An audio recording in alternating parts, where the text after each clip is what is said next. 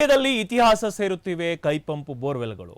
ದಿನನಿತ್ಯದ ಅಗತ್ಯಗಳಿಗೆ ಆಸರೆಯಾಗಿದ್ದ ಕೈಪಂಪ್ಗಳು ಬೂದನೂರು ಗ್ರಾಮದಲ್ಲಿ ಅನುಪಯುಕ್ತಗೊಂಡಿರುವ ನೂರಾರು ಕೈಪಂಪ್ ಕೊಳವೆ ಬಾವಿಯನ್ನ ಬಳಸದೆ ಗ್ರಾಮ ಪಂಚಾಯಿತಿಗಳು ನಿರ್ಲಕ್ಷ್ಯವನ್ನ ತೋರ್ತಾ ಇದ್ದಾವೆ. ಮಂಡ್ಯದಲ್ಲಿ ಇತಿಹಾಸವನ್ನ ಸೇರ್ತಾ ಇವೆ ಕೈಪಂಪ್ ಬೋರ್ವೆಲ್ಗಳು. ದಿನನಿತ್ಯದ ಅಗತ್ಯಗಳಿಗೆ ಆಸರೆಯಾಗಿದ್ದ ಕೈಪಂಪ್ಗಳು ಇವು.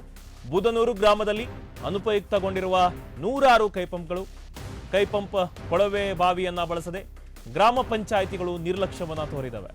ಇದರಿಂದ ಸರ್ಕಾರದ ಕೋಟಿ ಅನುದಾನ ಲೂಟಿಯಾಗಿದೆ. ಬಳಸದ ಕೈಪಂಪ್ನಿಂದ ಬರ್ತಾ ಇದೆ ಗಲೀಜು ನೀರು ಅನ್ನೋದು.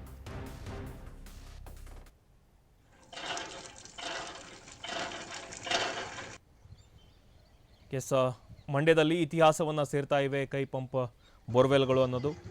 ನೆಲದ ಬಾವಿ ಬಳಿಕ ಜನರು ಕುಡಿಯುವ ನೀರು ದಿನನಿತ್ಯದ ಅಗತ್ಯಗಳಿಗೆ ಆಸರೆ ಆಗಿದ್ವು ಈ ಕೈಪಂಪ್ಗಳು. ಬಟ್ ಇದರ ಬಗ್ಗೆ ಯಾವುದೇ ಕ್ರಮವನ್ನು ಕೈಗೊಂಡಿಲ್ಲ ಗ್ರಾಮ ಪಂಚಾಯಿತಿ ಅನ್ನೋದು. ಕೈಪಂಪ್ ಕೊಳವೆ ಬಾವಿಯನ್ನು ಬಳಸದೆ ಗ್ರಾಮ ಪಂಚಾಯಿತಿಗಳು ನಿರ್ಲಕ್ಷ್ಯವನ್ನು ವಹಿಸ್ತಾ ಇದ್ದಾವೆ. ಇದರಿಂದ ಸರ್ಕಾರದ ಕೋಟಿ ಅನುದಾನ ಲೂಟಿ ಆಗ್ತಾ ಇದೆ. ಬಳಸದ ಕೈಪಂಪ್ನಿಂದ ಗಲೀಜು ನೀರು ಕೂಡ ಬರ್ತಾ ಇದೆ. ದೃಶ್ಯದಲ್ಲಿ ಗಮನಿಸ್ತಾ ಇರ್ಬೋದು ನೀವು ಎಷ್ಟು ಕೈಪಂಪ್ಗಳು ಇದ್ದಾವೆ.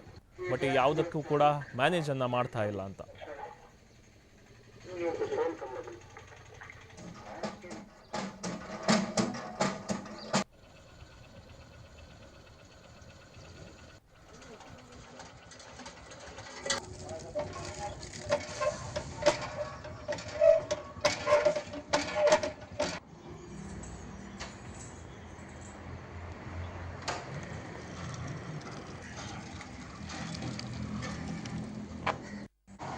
ಬೂದೂರು ಗ್ರಾಮ ಪಂಚಾಯತಿಯಲ್ಲಿ ಇರುವಂಥ ಬೋರ್ವೆಲ್ಗಳು ಸುಮಾರು ವರ್ಷಗಳಿಂದ ಕೆಟ್ಟು ನಿಂತಿವೆ.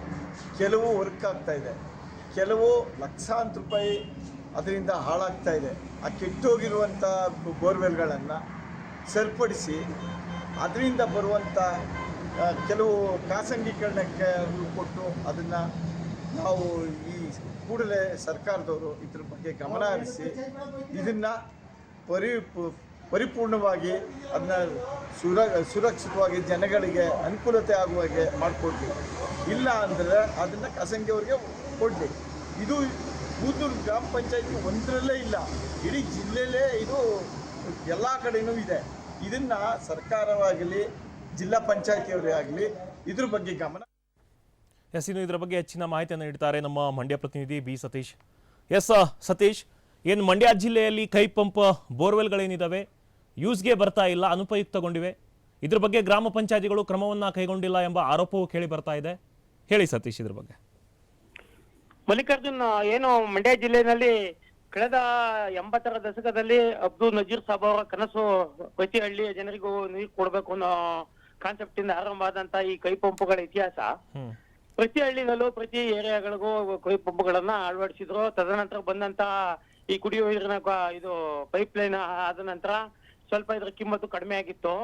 ಇತ್ತೀಚೆಗೆ ಬೇರೆ ಬೇರೆ ಕುಡಿಯುವ ನೀರಿನ ಯೋಜನೆಗಳು ಆರಂಭ ಆದ ನಂತರ ಇದು ಸ್ವಲ್ಪ ಇದನ್ನ ಕಳ್ಕೊಂಡಿದೆ, ಮಹತ್ವವನ್ನ ಕಳ್ಕೊಂಡಿದೆ. ಆದ್ರೂ ಕೂಡ ಕೆಲವು ಟ್ಯಾಂಕ್ ಗಳಿಗೆ ನೀರನ್ನ ತೆಗಿಯಕ್ಕೆ ಅದಕ್ಕೆಲ್ಲ ಏನ್ ಮಾಡ್ತಾ ಇದಾರೆ, ಹೊಸದಾಗಿ ಬೋರ್ವೆಲ್ಗಳನ್ನ ತೆಗಿತಾ ಇದಾರೆ.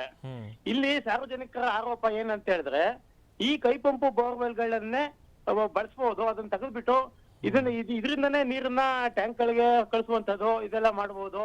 ಇದನ್ನ ಬಳಕೆ ಮಾಡದೆ ಕೋಟ್ಯಾಂತರ ಹಣವನ್ನ ಮತ್ತೆ ಹೊಸ ಬೋರ್ವೆಲ್ಗಳನ್ನ ತೆಗೆಯಲು ಉಪಯೋಗಿಸ್ತಾ ಇದ್ದಾರೆ ಅನ್ನುವಂತ ಆರೋಪ ಕೇಳಿ ಬರ್ತಾ ಇದೆ. ಓಕೆ, ಥ್ಯಾಂಕ್ ಯು ಸತೀಶ್ ಅವರೇ ತಮ್ಮೆಲ್ಲ ಮಾಹಿತಿಗಾಗಿ.